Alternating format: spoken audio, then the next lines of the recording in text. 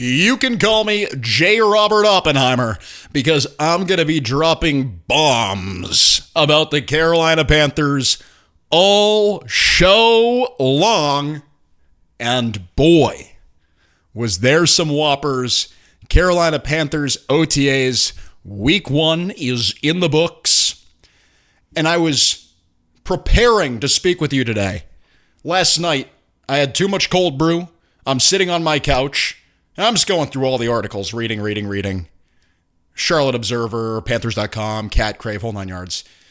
And I stumble upon the press conferences for offensive coordinator Brad Idzik and defensive coordinator Ejiro Evero. I get about 45 minutes into these press conferences, just analyzing, listening. I'm like, is it worth it? And as I'm transcribing and writing this stuff down, I go, folks, there was a lot of information spewed from the two coordinators in Carolina, and particularly the defensive coordinator, Ejiro Evero, who gave his initial reaction to the Carolina Panthers selecting Tetairoa McMillan with the 8th overall pick in the NFL draft. And I thought it was such an amazing question David Newton asked Evero. He just asked, what are his thoughts on the Panthers selecting T-Mac? And here is what the Panthers defensive coordinator had to say about the Panthers' new wide receiver. Yeah, the one thing that Dan and his staff does a great job of is communication. And so, really, since he took over 2 years ago, year and a half ago, whatever it was, the communication lines have been great. And everything is talked through. We have good perspective. Obviously, in my seat, I can only see it from one lens, a defensive lens. But at the end of the day, Dave and Dan have to make decisions that are really reflective of the entire team.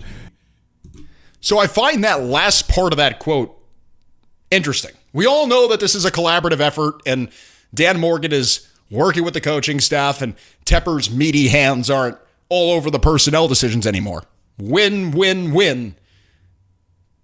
But this last line he says, from my seat, I can only see it through a defensive lens. But in the end of the day, Dave and Dan have to make decisions for the entire team. Again, Ejiro Evero, Dave and Dan have to make decisions for the entire team.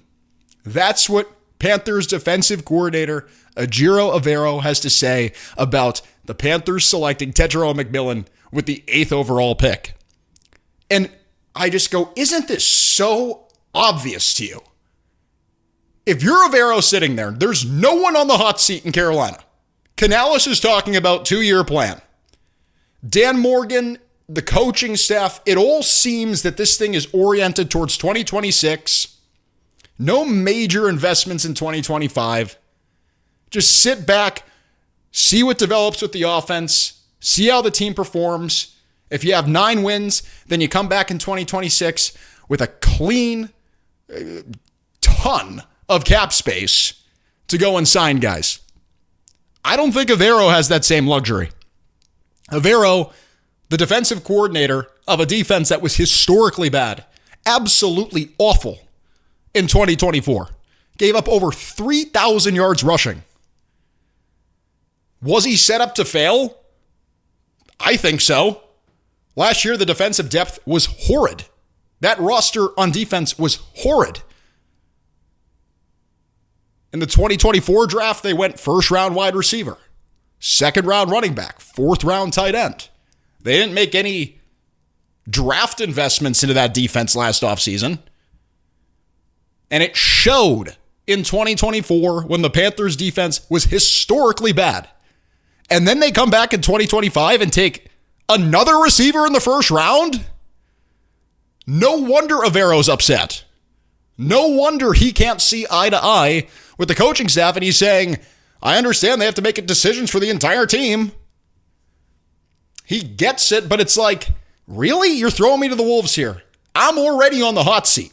People are already calling for my job, and you don't think to invest in the defense? If I'm Evero, I am pounding on the door of Dan Morgan, and I am begging him for Jalen Ramsey. Maybe Julian Blackmon, he's another name. From Indianapolis, the impressive safety had 86 tackles, 3 interceptions, and 4 pass breakups in 2024. Blackmon, his only known visit was actually to Carolina, despite other teams like the Cleveland Browns being in the conversation to sign Julian Blackmon, per Justin Mello of the Draft Network. If I'm Evero, I'm saying at the least get me Julian Blackmon, please get me Jalen Ramsey, and if not, get me both. Because you have not invested in this defense like you've invested in the offense. Yes, you've re-signed homegrown talent like Derek Brown and J.C. Horn. And yes, those are great players who are part of the long-term plan. But Ejiro Evero will not be part of the long-term plan if the defense plays anything like it did last year. I don't think they would Frank Reich style him. I don't think they'd fire him after 10 games. I don't think Evero would ever get an in-season firing. I think he's just a good character. He's a good guy. I don't think they would treat him that way. And he has a good reputation across the league. But as it stands right now, there's a solid argument that Evero is being put into a position to fail. The secondary's thin.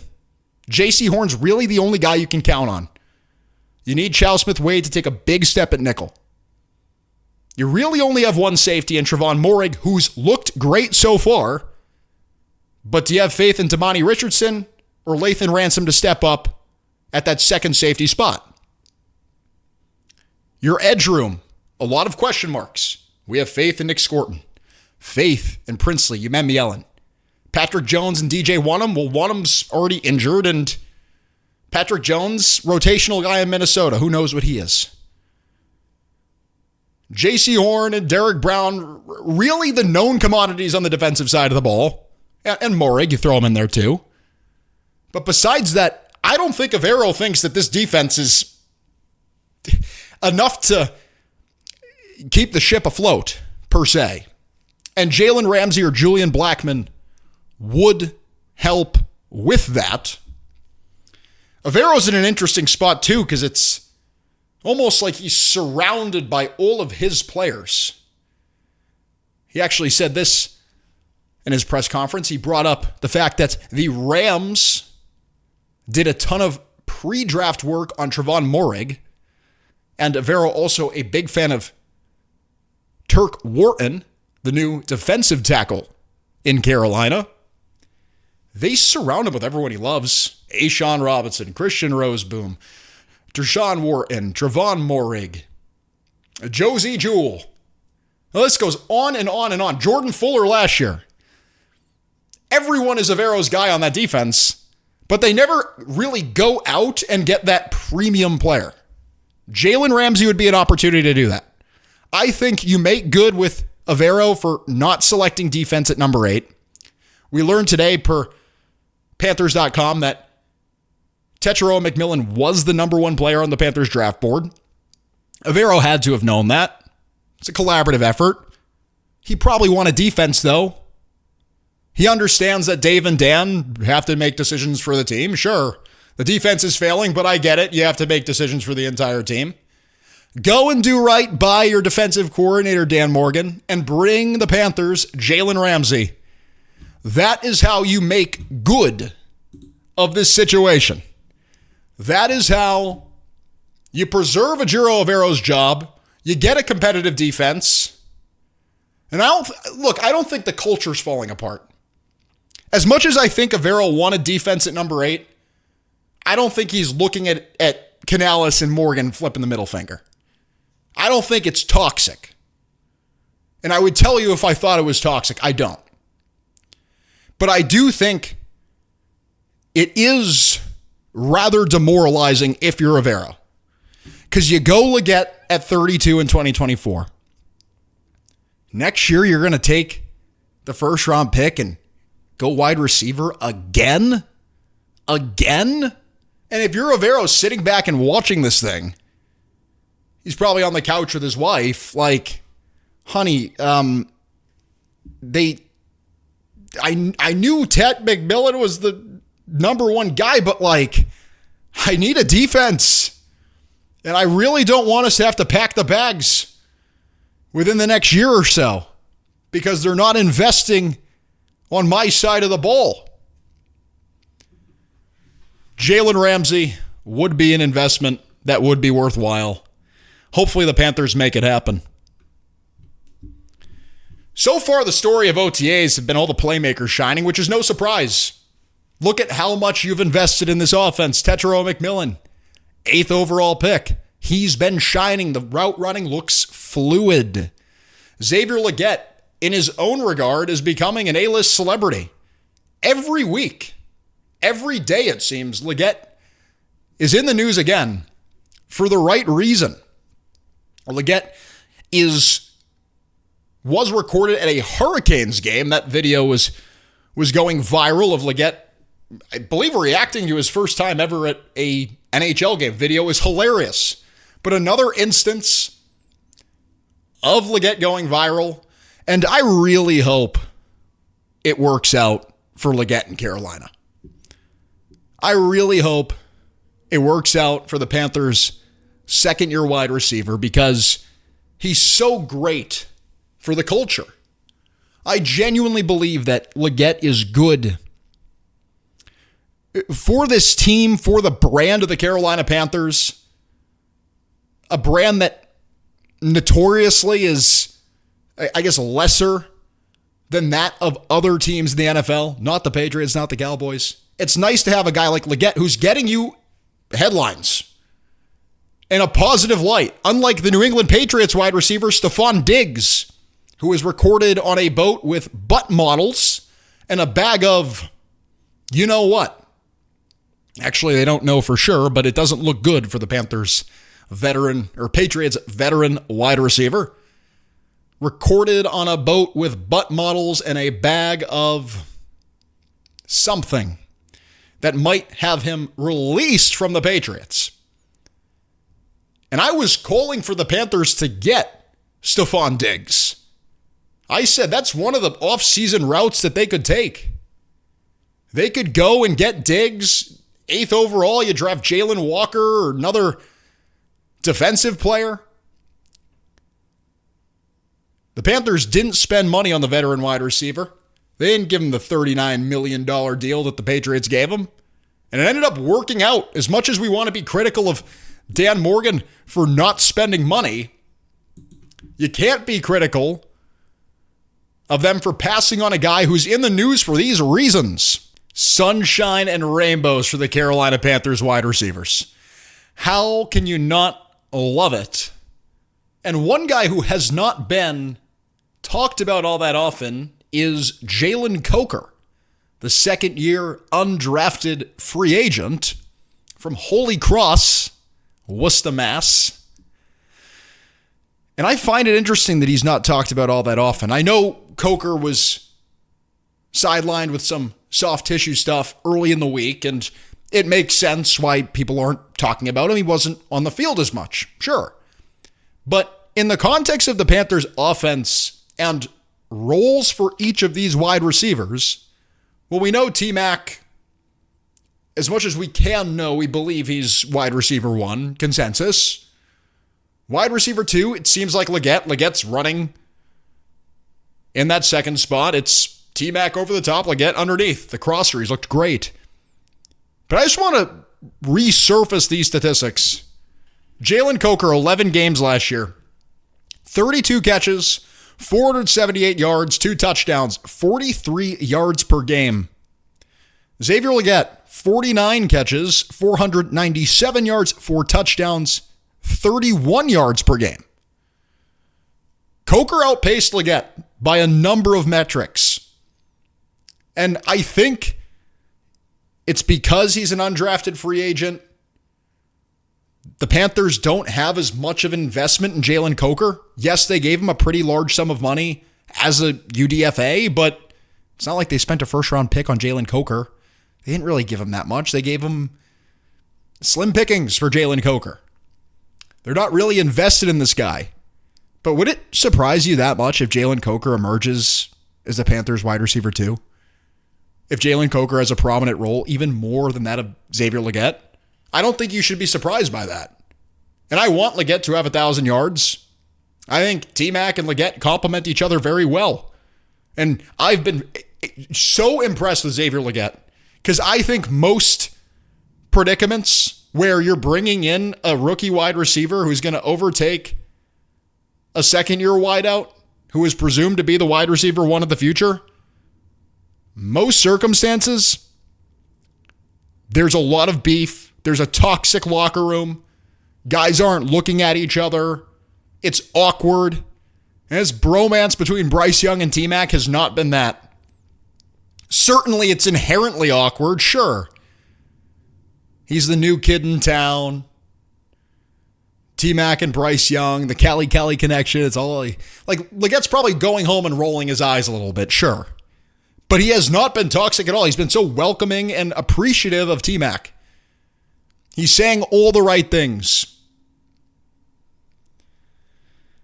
That's why I'm rooting for Legette. But this is a tight room.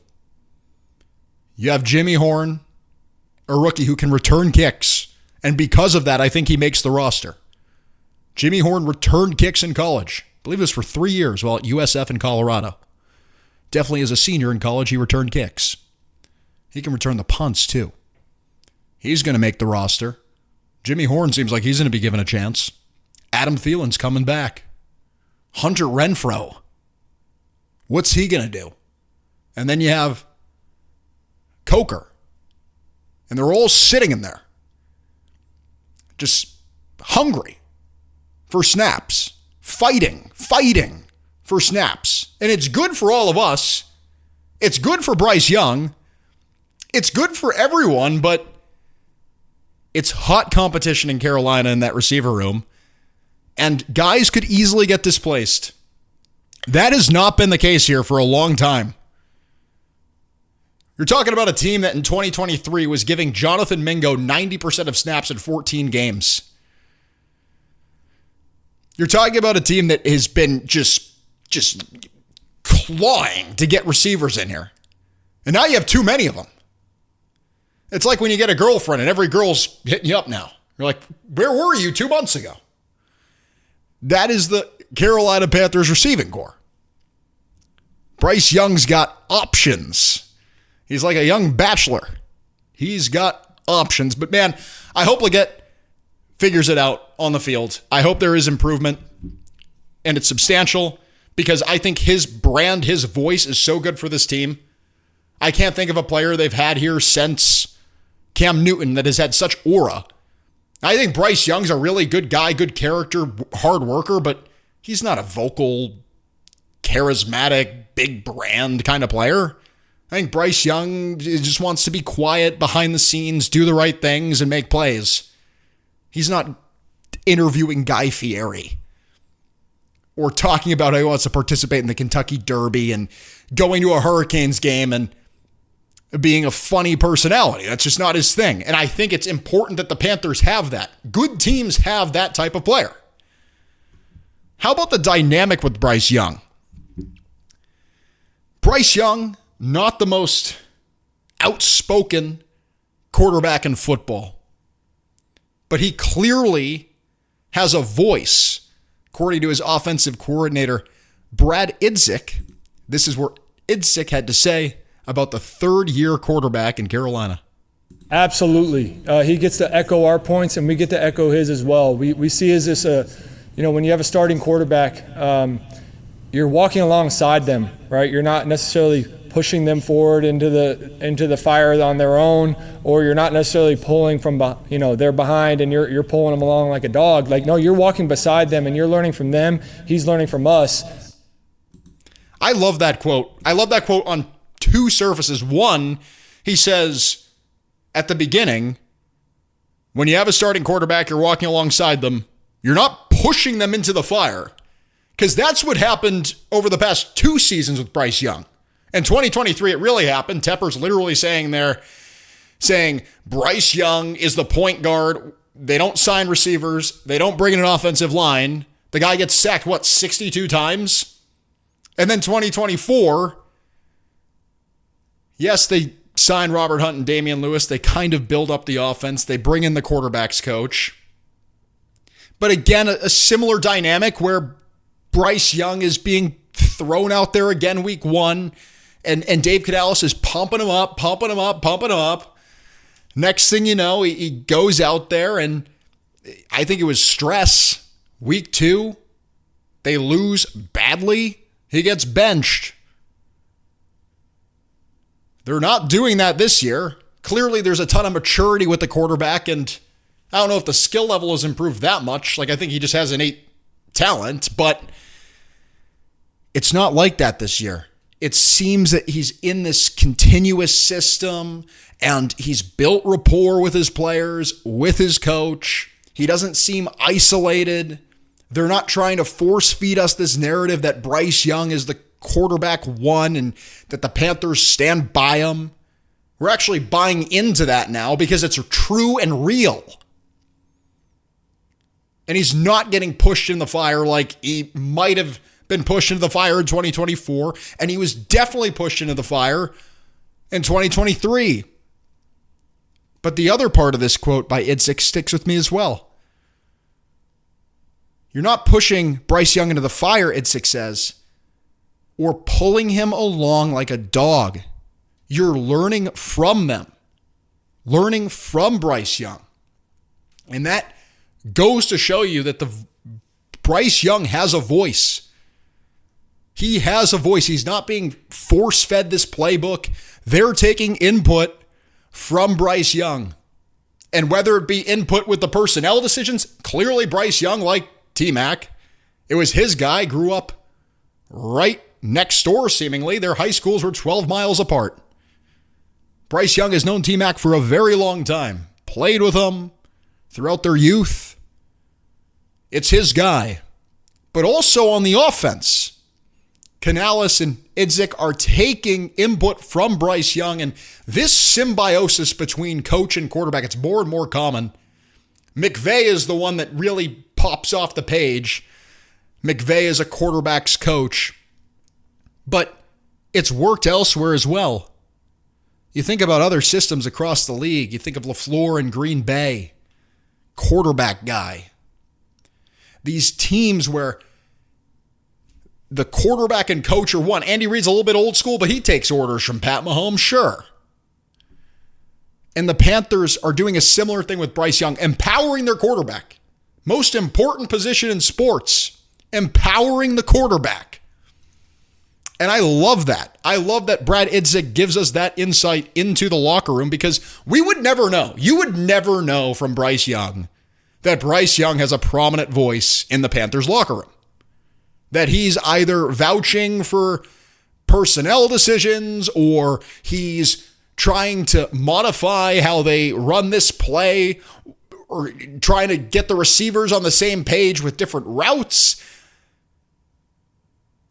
Idzik is saying that they're echoing all of Bryce Young's points. You would have no idea that they're doing this. He's not Aaron Rodgers or one of these big personalities that you just, like, Aaron Rodgers walks into a room and it's sort of insufferable, but you're like, all right, I know this guy's at least calling some of the shots because he's telling you he is. There's a lot of quarterbacks with that large personality. Bryce Young certainly is not one of them. Not an outspoken guy. I think he's a quieter, hard worker, quieter guy. But we have insight, according to Brad Idzik, Bryce Young's voice might be louder than we might think in that Carolina Panthers locker room. All right, we're going to go to a quick break here, but we're coming back with Jatavion Sanders. Jatavion Sanders could have a massive role in this offense. Dave Canales gives his insight into the Panthers' second-year tight end. This is The Tone, your favorite Carolina Panthers podcast. The Tone. Jatavion Sanders might have a larger role in the Panthers' offense than we originally thought. This is The Tone. Thank you for tuning in. Darren Gaunt actually summarized this on Panthers.com, and I missed this little bit from Dave Canales' press conference earlier this week on Tuesday, and Gaunt transcribed it. Canales was listing all of the skill players across the offense, and he listed the skill position players, the runners, the receivers.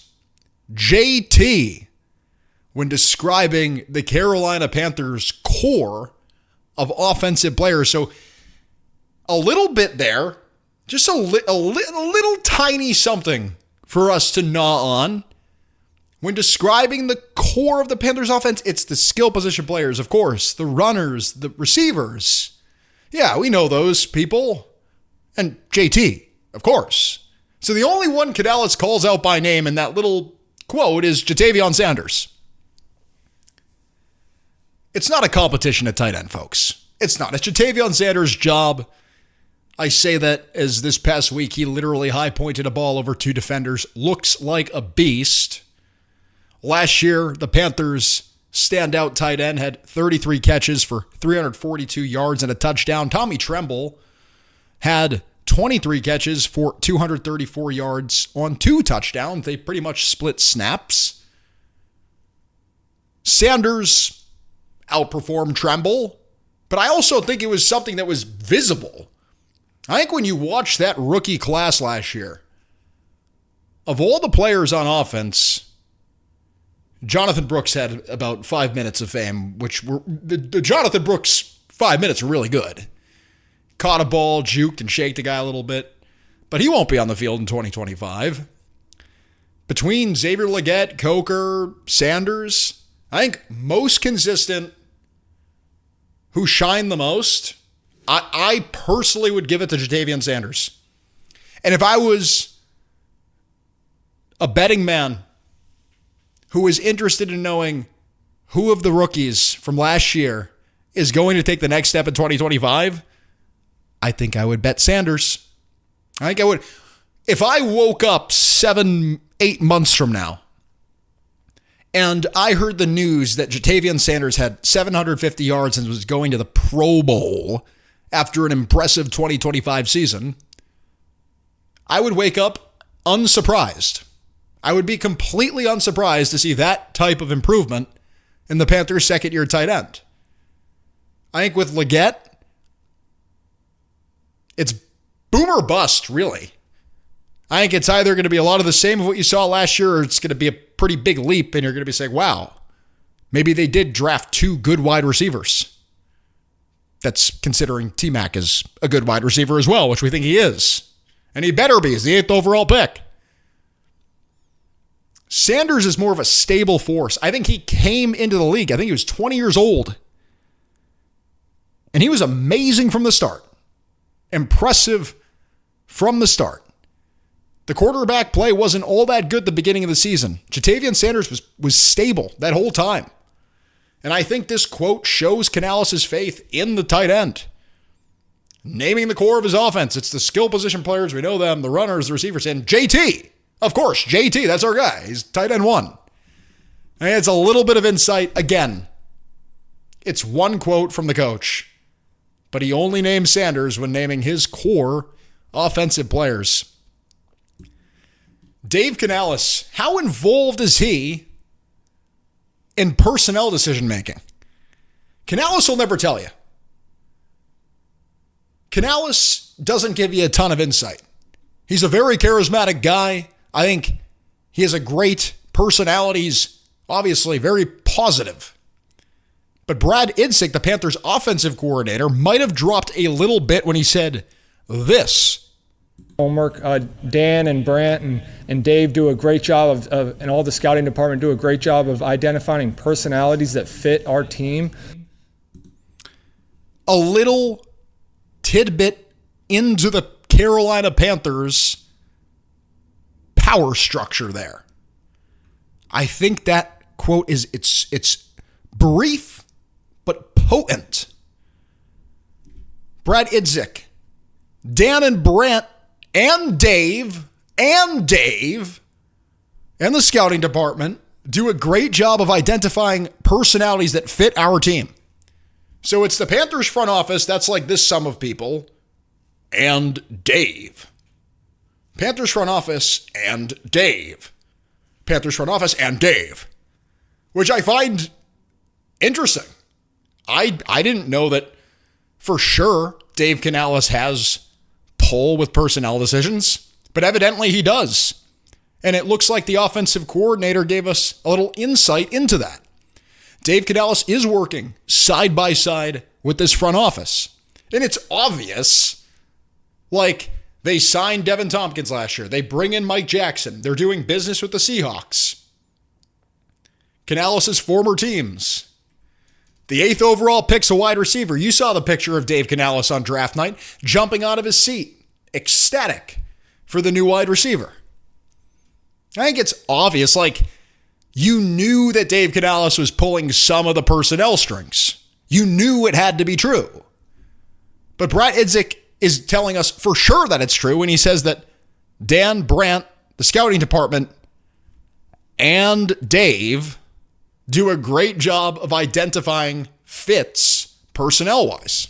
He is included in that assessment when the Panthers are looking to bring in new talent. How bought into are you with this new talent? Hunter Renfro. Carolina Panthers signed Renfro after he sat for an entire year out of football. How bought into the Renfro hype are you? And there's a couple pictures circulating of Renfro running with the first team offense. Again, it's OTAs. They're not hitting each other. It's shells. Like, how much can you learn from all of this? But Renfro is out there with Bryce Young, Legette, and T-Mac running in the slot. And clearly that's Adam Thielen's job. We know that. And who knows if this gives us any sort of information on what the Panthers' roster decision-making is going to be. Renfro could potentially get cut. We have no idea. But I do think Canales loves his underdogs. He loves a Rudy story on that team. And that is why I think Renfro has a serious shot of making this roster. Look, they kept Jordan Matthews around last year. They put him on the week 1 roster. They even got him on the field, Jordan Matthews. And all we heard about all training camp long was Jordan Matthews, first one in, last one out. He's doing that Steph Curry drill with the tennis balls. And then you never heard from him again. He's a model citizen. Canales was talking about it. Canales loves a Rudy story. He loves an underdog. It's like his favorite thing. He even went and brought Colin Granger in, a tight end who had not played football since 8th grade, a converted power forward from Coastal Carolina who was buddies with his buddy George Fant, a tackle in Seattle. Canales, like, I would not be surprised if Canales walked into a Publix in Uptown and went up to the deli clerk and asked if he wanted a chance to make the Carolina Panthers. I wouldn't be surprised. And obviously Hunter Renfro's a pro's pro and a Pro Bowler nonetheless. But I do believe that the thing that's going for Renfro was also going for Jordan Matthews, which is he's an underdog. Nobody's talking about him. 31 other teams gave up on him. He's a veteran trying to make a name for himself. He's a local kid, a Clemson phenom. There's too much going for Hunter Renfro for him not to make this team. There's too much that makes sense. Hunter Renfro, I genuinely think he makes this team. I don't know what he gives you. Can he rekindle some of what he showed in 2021? Is he still that good of a route runner? Did not seem that way at the tail end in Vegas for Hunter Renfro. But if he can rekindle some of that, a little shake and bake Pro Bowl season for Renfro, ooh, he's a beast. And it'd be an intuitive replacement for Adam Thielen, too, who probably is going to be on his way out of the league soon, retiring. The Panthers could be going to the Super Bowl, according to this study, if you want to call it that. Pardon My Take, a Barstool podcast, published this online. In 2002, Ohio State won the national championship. The same thing happened in 2014 and 2024. that coinciding year, NFL season, the Panthers opened up against the Jaguars. Again, the same year, 2002, 2014, and 2024 were other years this happened. J-Lo got divorced. When these three things happen, when the stars align, the Buckeyes win the national championship, the Panthers open up against the Jaguars on the coinciding season, and J-Lo gets divorced. When these stars align, the Panthers make the Super Bowl. And with that, the Pardon My Take podcast has the Carolina Panthers in the Super Bowl. Honestly, I don't believe in any of that. I don't buy into this cosmic, because J-Lo gets divorced, the Panthers are going to be in the Super Bowl. Come on. But a lot is aligning. Like, it's happened in the past. Maybe it happens again. We know J-Lo's probably going to get divorced again. And the Carolina Panthers could make the 2025 Super Bowl because these events are happening. I think it's probably going to be because Bryce Young has an insane season. The defense somehow has a lot of players step up. Rookies need to take prominent roles. That's how the Panthers make the Super Bowl. Nick Scorton has 15 sacks. Tetairoa McMillan has 1,500 yards, and Bryce Young has 50 touchdowns. Panthers Super Bowl victory. It just sounds intuitive. That's logically what would happen. Outside of this, the cosmos being aligned BS. That's it for this segment. This is The Tone. Thank you for tuning in. I hope you had an excellent time today. I really enjoy making these segments. We have so much more coming for you folks. Stay tuned to the